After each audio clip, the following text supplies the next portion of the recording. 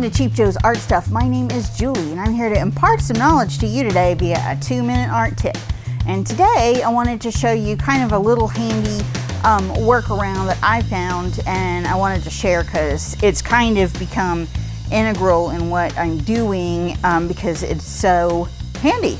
I actually was out shopping and I found packs of microfiber cleaning cloths. I found them at TJ Maxx and Home Goods and IKEA and stuff like that. Definitely pick up a pack because in an art context, this can be very, very handy. They're great for cleaning up messes around the studio. Yes, obviously, yes, that's what they're designed for.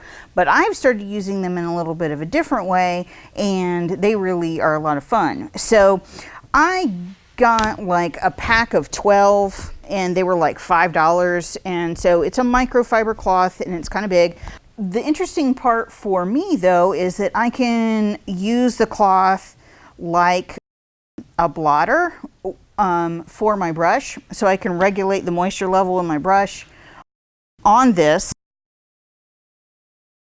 I also use my microfiber cloth to kind of dab into color sometimes, move it around a little bit, which is very, very handy.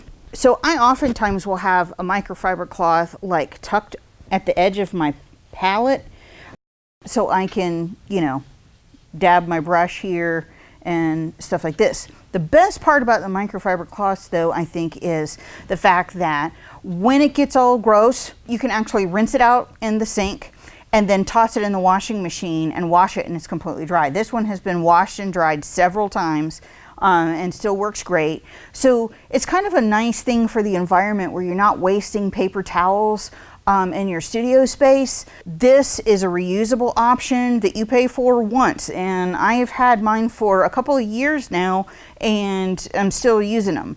So they are really a wonderful option. Take a look around. This is an easy tip that can save you mess and stress and money too.